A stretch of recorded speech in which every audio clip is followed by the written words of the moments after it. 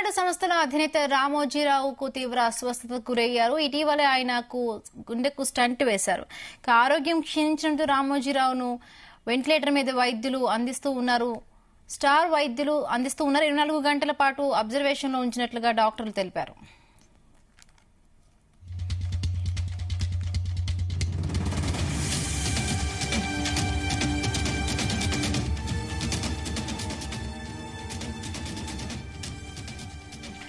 ఈనాడు సంస్థల అధినేత రామోజీరావు తీవ్ర అస్వస్థతకు గురయ్యారు. ఇటీవల ఆయనకు స్టంట్ వేశారు. ఆరోగ్యం క్షీణించడంతో రామోజీరావును వెంటిలేటర్ మీద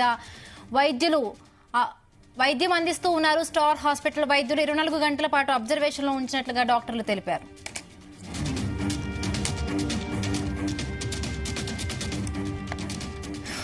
ఇదే అంశానికి సంబంధించి మరిన్ని పూర్తి అప్డేట్స్ మా ప్రతినిధి శ్రీచరణ్ అందిస్తారు. శ్రీచరణ్. హిమబిందు ఈనాడు సంస్థల అధినేత రామోజీరావుకు తీవ్ర అస్వస్థతకు గురయ్యారు. ప్రస్తుతం ఆయన వెంటిలేటర్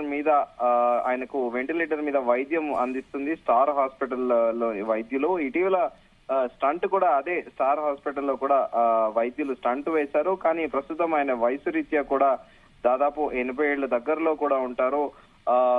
దేశంలోనే ప్రముఖ మీడియా సంస్థల అధినేతగా కూడా ఆయన పేరుగాంచారు. సో వయసు రీత్యా ఆబ్వియస్లీ హెల్త్ ఇష్యూస్ అనేటివి ఉంటాయి.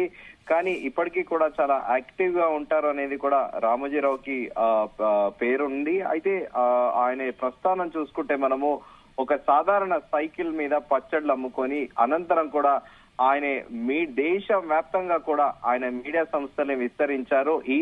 ఆయన సంస్థకి కూడా ఒక బ్రాండ్ అనేది తీసుకొచ్చారు. ఆయన పేరు మీదనే రామోజీరావు అంటేనే ఒక బ్రాండ్ అన్న చందన కూడా ఆయన సంస్థని కూడా అభివృద్ధి చేశారు దినదినాభివృద్ధిగా కూడా. అలాగే దాంతో పాటు కూడా ఆయన ఫినాన్స్ రంగంలో కూడా రాణించారు. అనంతరం కూడా భారతదేశంలోనే బాలీవుడ్ తో పాటు ఇటు శాండల్వుడ్ మూవీస్ కూడా అన్ని రామోజీ ఫిలిం సిటీని కూడా ఆయన నిర్మించారు. ప్రపంచవ్యాప్తంగా కూడా అందరూ వచ్చి కూడా ఇక్కడ షూటింగ్ చేస్తారు.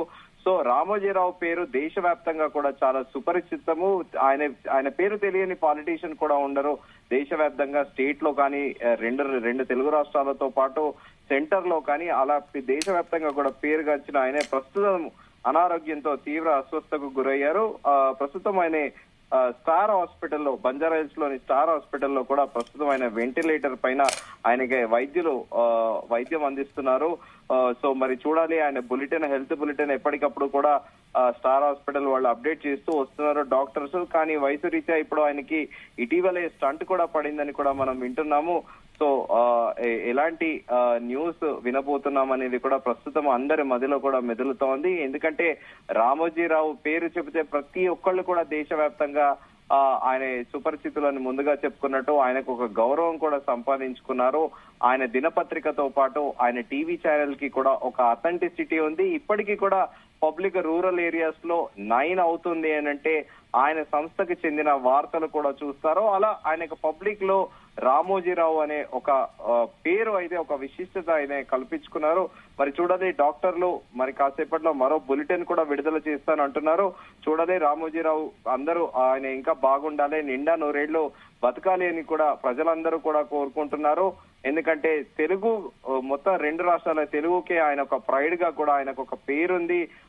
ఎందుకంటే రామోజీ ఫిలిం సిటీ మనం చూసుకుంటే ప్రపంచ వ్యాప్తంగా కూడా రికార్డులు బద్దలు కొట్టిన బాహుబలి లాంటి సినిమా కూడా ఆల్మోస్ట్ 70% షూటింగ్ అంతా కూడా అక్కడ రామోజీ ఫిలిం సిటీలోనే తీశారు. సో అలా ప్రపంచ వ్యాప్తంగా కూడా తెలుగు సినిమాని ప్రజెంట్ చేయడంలో కూడా రామోజీ ఫిలిం సిటీ కీలక పాత్ర పోషించింది. సో మరి మనం వేచి చూడాలి. డాక్టర్లు మరో బులెటిన్ రిలీజ్ చేస్తారని కూడా అంటున్నారు ఆయన ఆరోగ్యం పైన. Himabindu. Right, thank you Sricharan, thanks for the updates.